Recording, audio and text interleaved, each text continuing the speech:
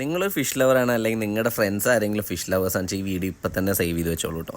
ആദ്യം നല്ല ചോറ് വന്നു, അത് കഴിഞ്ഞിട്ട് ഇത് ഫ്രീ ആയിട്ട് കിട്ടുന്ന സാധനമാണ് ചെമ്മീൻ അച്ചാർ, പിന്നെ ഉപ്പിലിട്ട മാങ്ങയും മുളകും കൂടിയും, പിന്നെ അരച്ച മീൻകറി, നത്തോലി സൂപ്പറായിരുന്നു കേട്ടോ. പിന്നെ നമ്മുടെ മീൻമുട്ട, കൂന്തൾ, ചെമ്മീൻ, ഇതൊക്കെ ഐറ്റംസൊക്കെ കിട്ടണമെങ്കിൽ നമ്മൾ റെസ്റ്റോറൻറ്റിലേക്ക് തന്നെ പോകണം. അത് ഏത് റെസ്റ്റോറൻറ്റ് വെച്ചാൽ ഗ്രീൻലാൻഡാണ്. കണ്ട അവർ പേരിൽ തന്നെ ഒരു കരിമീനെയും കൊടുത്തിട്ടുണ്ട്. കേര, മോത, ചെമ്പല്ലി, ചെമ്മീന്, കൂന്തള്, മീൻമുട്ട, നത്തോലി, സിലോപ്പി, അയില. നത്തോലി ഏകദേശം ഒരു 11:30 മണി മുതൽ തന്നെ ഇവിടെ നല്ല തിരക്കുണ്ടാവും എന്നാണ് കേട്ടത്. അപ്പോൾ വേഗം ഒരു സീറ്റ് ഒപ്പിക്കുക, ഇരിക്കുകയാണ്. 2 തരം മീൻകറി ഉണ്ട്, ഒന്ന് എരിവിട്ടതും പിന്നൊന്ന് തേങ്ങ അരച്ചതും. ചില സ്പോട്ടുകളിലെ പോലെ ഭയങ്കര ചാർജൊന്നും ഇവിടെ ഇല്ല, എന്നാൽ അത്യാവശ്യം നല്ല രീതിയിലുള്ള ടേസ്റ്റും ഉണ്ട്. 100 രൂപ മുതലാണ് ഇവിടെ ഫുഡൊക്കെ സ്റ്റാർട്ട് ചെയ്യുന്നത്.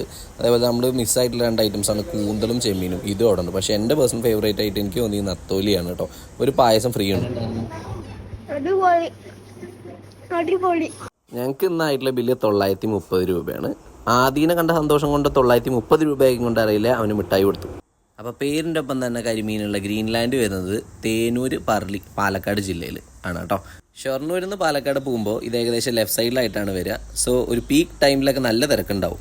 അപ്പോൾ വി ബോയ്സ് ഒരു വണ്ടിയുടെ പേപ്പർ റെഡിയാക്കാൻ വേണ്ടി പാലക്കാട് പോയതായിരുന്നു. തിരിച്ചു വരുമ്പോഴാണ് ഇവിടെ കയറി.